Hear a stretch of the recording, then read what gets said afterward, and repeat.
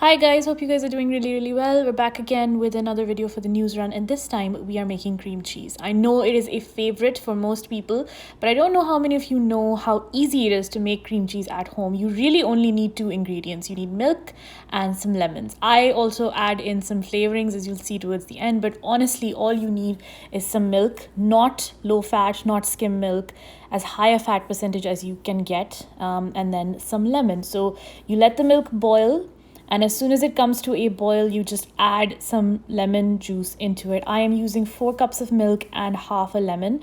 And then when the cheese curds form, or rather the curds form, at that point you have to strain them.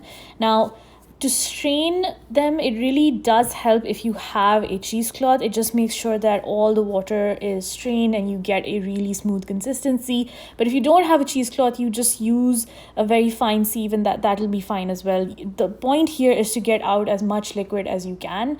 But if it's a little bit wet, that'll just mean that you'll get a spread that's slightly runnier, and frankly, that's absolutely fine. So just get as much water out of it as you possibly can. And about the water, if you want, you can definitely store it and use it for soups. It makes a really good base for like a soup or a broth or something like that, so I wouldn't throw that away.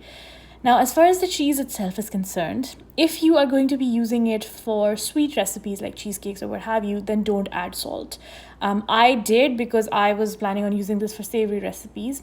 I also add a little bit of olive oil. This again just gives it a very smooth consistency. If you don't like the flavor of olive oil, use something slightly milder. I actually really like the flavor of olive oil, so that's what I go with. And then you just blend it until it forms a consistency that you are happy with. It's a great recipe, really easy. I hope you guys like it. Enjoy, and I will talk to you again soon. Bye.